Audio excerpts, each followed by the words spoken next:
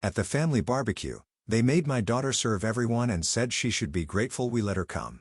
My sister mocked her clothes. Then a woman got out of a black SUV, walked up to my daughter and said, "Princess, ready for your surprise?" Everyone stopped chewing.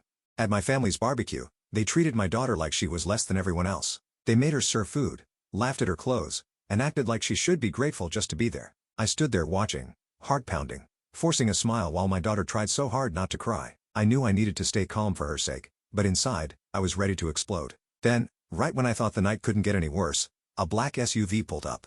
A woman I had never seen before stepped out, walked straight toward my daughter, and knelt down in front of her. She looked Alara right in the eyes and said, "Princess, are you ready for your surprise?" The entire backyard froze. Fork stopped mid-air, jaws literally hung open, and in that single moment, everything changed. When we pulled up to my sister Jenna's house that afternoon, I already had a knot forming in my stomach.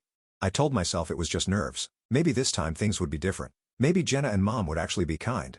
Maybe today would be about family and laughter, not quiet humiliation disguised as jokes. I tightened my grip on the steering wheel for a second before turning to look at my daughter sitting beside me.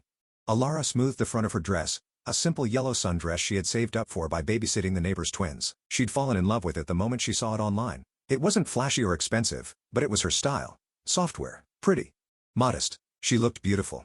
Her dark hair was tucked behind her ears, and she wore a small silver bracelet she had gotten from her school's craft fair. She was nervous, I could tell, but she still smiled up at me with those big hopeful eyes.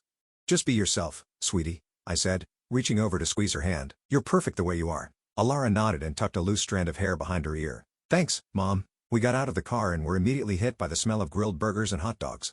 Laughter floated through the air. Kids darted across the neatly trimmed lawn. Adults leaned back in plastic chairs holding paper plates piled high with food. It looked like the kind of family gathering you see on TV commercials. Happy, carefree. But I knew better. I could already spot the tight smiles, the sidelong glances. This wasn't about catching up and having fun. This was about sizing each other up, picking apart whoever seemed the weakest. Jenna spotted us from across the yard and waved. Her hair was pulled back into a sleek ponytail, her designer sunglasses pushed up on her head. She wore a crisp white dress that probably cost more than my entire paycheck. She sauntered over, drink in hand, flashing that practice smile she saved for when she wanted something. "There you are," Jenna said, pulling me into a stiff one-armed hug before turning her attention to Alara. Her smile faltered for just a second, almost too quick to notice, but I noticed. "Wow, you're getting so big," Jenna said, the edge in her voice slicing right through the compliment. "Hey, listen, could you do me a huge favor and help pass out some drinks? The kids are being lazy." Before Alara could answer, Jenna was already pressing a tray of soda cans into her hands. She turned and walked off, calling back over her shoulder, "Be a dear, okay?" Alara stood there frozen for a second, tray wobbling slightly. She looked up at me and I saw the question in her eyes. Should I say no? Should I fight back? I gave her a tight smile and a small nod. We would pick our battles. Right now, we needed to survive the afternoon. I watched my daughter weave through the crowd, cheeks flushing as she tried to balance the tray and smile politely at people who barely looked at her. I felt a burn rise in my chest, a familiar mixture of anger and helplessness. I had told myself we needed to come, to show up, to be part of the family. But I hated seeing her treated like this, like she was a guest who should be grateful for crumbs. I made my way over to a picnic table where my mother, Diane, sat fanning herself with a paper plate. She barely looked up when I sat down. "Late as usual," she said, folding the plate neatly in half. "Traffic," I said, even though there hadn't been any. My Uncle Rick sat beside her, sunglasses hiding whatever judgment his eyes might have shown. He gave me a nod but said nothing. Typical. I kept glancing at Alara, willing her to come back so she wouldn't have to endure it too long. Just as she was handing a soda to one of my cousins, Jenna's voice rang out again, louder this time, drawing the attention of several people nearby. "Oh, did you knit that dress yourself, sweetheart?" Jenna laughed, her voice dripping with mockery. I saw the way a few others snickered. I saw the way Alara's shoulders stiffened. She didn't say anything. She just kept her head down and moved to the next person. I stood up halfway out of my seat, ready to go to her, but my mother put a hand on my arm. "She needs to toughen up a little," Mom said under her breath, as if that made it better. I jerked my arm away and crossed the yard toward Alara. She didn't look at me, but I could see it in the tightness of her mouth, the way she blinked too fast. She was fighting not to cry. I should have turned around right then and there. I should have grabbed her hand and walked out. But before I could make a move, the deep growl of an engine cut through the chatter. Heads turned toward the driveway as a sleek black SUV pulled up. It was out of place here among the scratched minivans and battered pickup trucks. The vehicle came to a smooth stop, and the driver's door swung open. Out stepped a woman none of us recognized. She was tall, elegant, dressed sharply without looking like she was trying too hard. She looked around the yard, her gaze steady, until it landed on Alara. And without hesitation, she started walking straight toward my daughter. The woman from the SUV hadn't spoken a word yet, but everything about her drew the attention of the entire backyard. Conversation stopped mid-sentence. My sister paused halfway through sipping her wine. Even my mother raised her eyebrows and straightened in her seat, but the woman didn't glance at any of them. She had eyes only for Alara. She crossed the yard with calm, confident steps, her heels clicking softly on the stone path. I saw Alara hesitate, still holding the half-empty drink tray Jenna had given her. Her eyes darted toward me, unsure. She didn't recognize the woman, neither did I. Then, just before the woman reached her, Jenna cut across the yard with the fake sweetness she always reserved for strangers. "Hi there," Jenna said with a sharp smile. "Can I help you with something?" The woman barely looked at her. She gave the faintest polite smile and stepped around her like she wasn't even there. Jenna's smile froze for a split second. Then she turned and followed, clearly trying to figure out what was going on. The woman stopped in front of Alara, crouched slightly, and looked her right in the eyes. I could feel every muscle in my body tense. My daughter didn't know how to react. The tray in her hands wobbled again. The woman smiled gently and said, "Princess, are you ready for your surprise?" Alara blinked. Her mouth opened, but no sound came out. She looked at me, completely lost. That was the moment the entire yard went silent. People stopped chewing. Someone dropped a fork. Every eye was locked on the stranger kneeling in front of my daughter, calling her princess, like she was someone special, someone important. I walked over slowly, every instinct in me on high alert, trying to piece together what was happening. I reached Alara just as the woman stood again. She extended a hand to me. "Miss Callie Morgan?" she asked.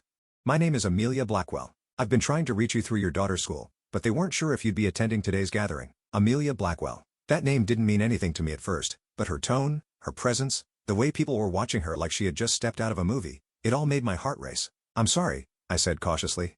"What's this about?" Amelia smiled again, but this time with more excitement. She turned back to Alara. "You submitted a portfolio of fashion sketches to your school counselor a few months ago. She sent them in as part of a statewide youth arts initiative.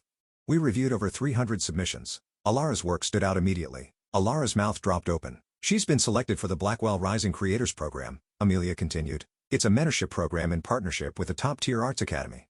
Full summer scholarship, travel included, with some of the best fashion designers in the country." For a moment, no one said a word, not even Jenna. Alara stared up at her, stunned. "My drawings?" "Yes," Amelia said warmly. "You have a gift, Alara, and we'd be honored to help you develop it." Jenna recovered first, stepping forward with a laugh that didn't sound natural. "Wait, I thought this was some kind of joke. I mean, Alara. She draws little cartoons." I turned to her sharply. "They're not cartoons. They're fashion illustrations." Jenna shrugged.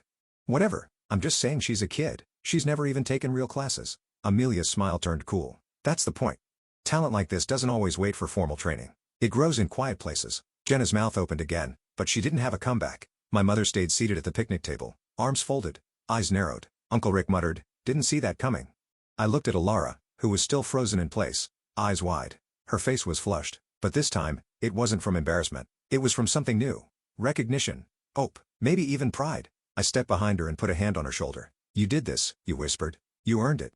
Amelia reached into her bag and handed Alara a crisp white envelope. Inside was the official invitation, a schedule, a letter from the director of the academy, and a handwritten note from the judge who had reviewed her portfolio. The words "Natural Visionary" stood out in bold letters. Alara looked up at Amelia. "I really get to go?"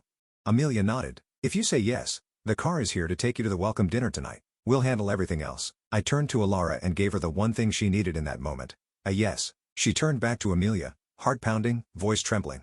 "I want to go." Applause broke out awkwardly around the yard, some of it genuine, some of it forced. Jenna clapped slowly, clearly fuming, but too stunned to do much else. My mother didn't move, but I didn't care. My daughter was being seen, truly seen for who she was, by someone who mattered. That was the moment the tide shifted, and we weren't finished yet. Alara stood clutching the envelope like it might disappear if she blinked. The words on the page felt unreal to her, like a dream she hadn't dared to speak out loud. I could see it in her eyes. She was trying to convince herself this was really happening, that someone had actually seen her, not as a burden or an obligation, but as an artist. I wanted to give her that moment to let her breathe it in, but I could already feel the shift around us. The smiles were fading. Whispers had started again. And Jenna, who had been unusually quiet, stepped forward. "I just think it's kind of weird to show up uninvited at a family party," she said to Amelia, folding her arms. Amelia didn't blink. "I was invited by Alara's school. They told me she would be here today." Jenna scoffed. "Well, this is a private family gathering. Maybe next time someone could call ahead." It was a desperate move. Jenna was losing control of the narrative and she knew it. This day was supposed to be another chance for her to hold court, to remind everyone how important she was. But the spotlight had shifted and it wasn't on her anymore. It was on a 14-year-old girl holding a future none of them had expected. I stepped forward. "We're leaving." My voice came out sharper than I meant it to, but I didn't take it back. I turned to Alara. "Get your bag from the car." She hesitated. "But what about we're done here?" I said. "Go get your things." She nodded and took off toward the driveway.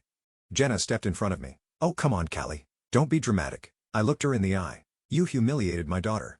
You made her serve food to people who think they're better than her. And you laughed at her clothes. That wasn't family. That was cruelty. And I won't let her stand in it for one more minute.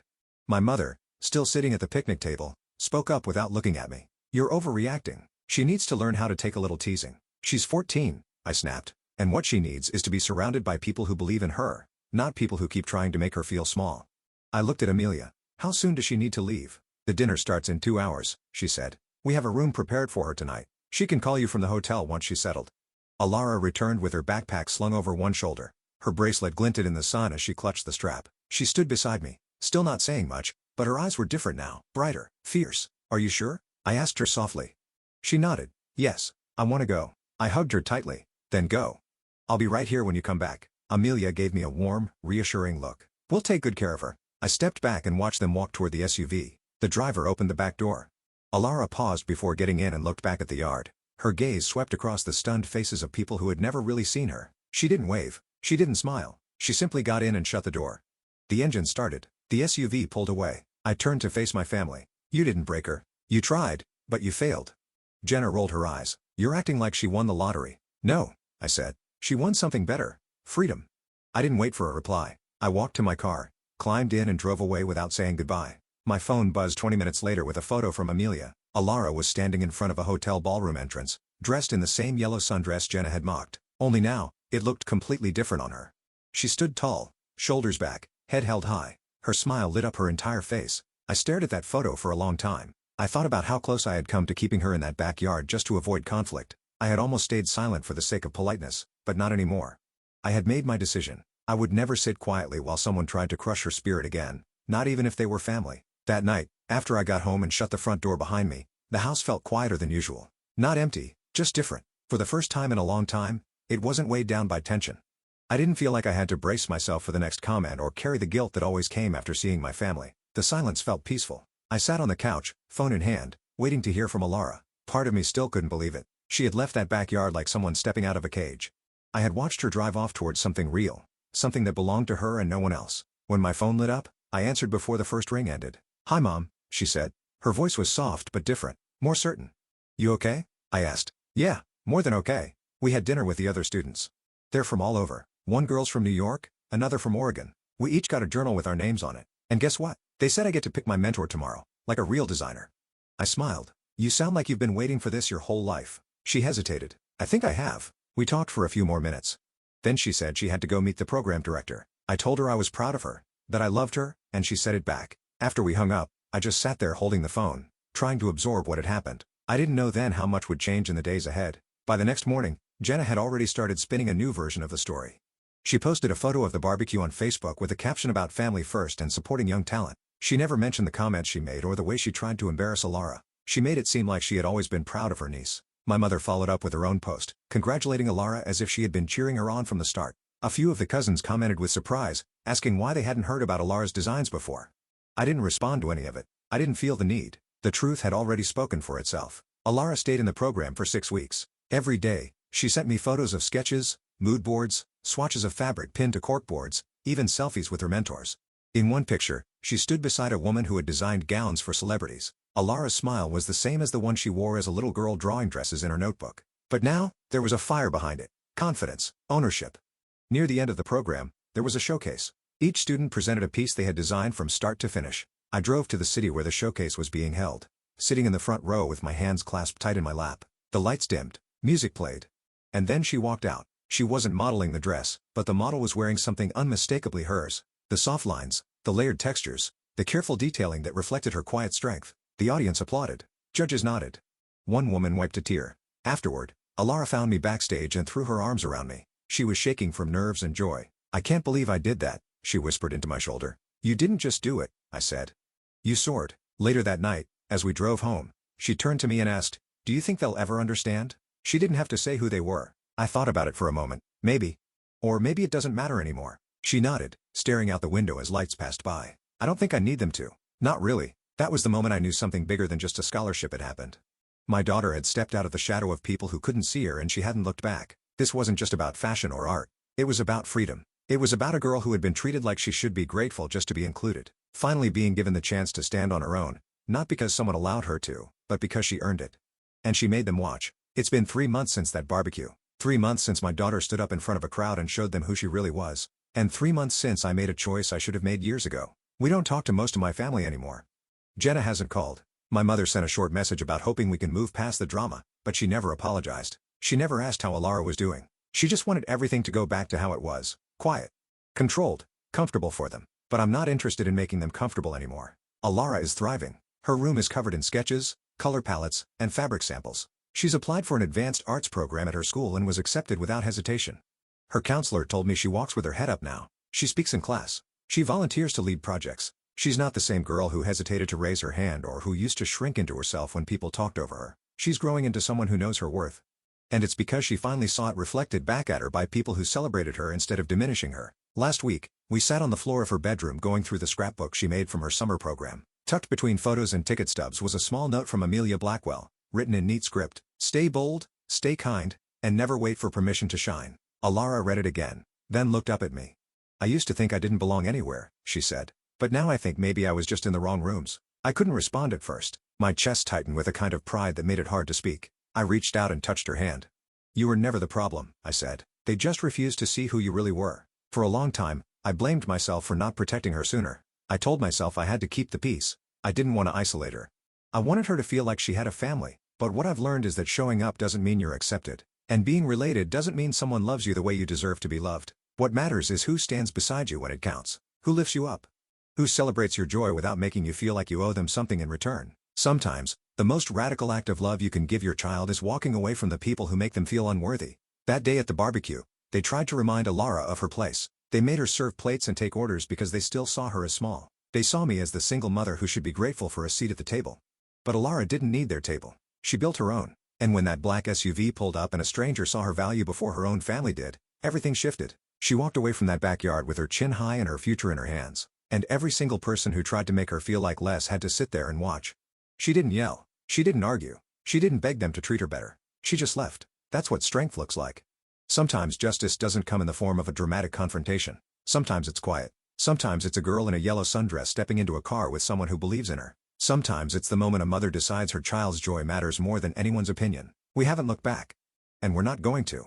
My daughter was never just someone they let come along. She was never an afterthought. She was never less. They tried to make her feel small, but she left that day as a queen.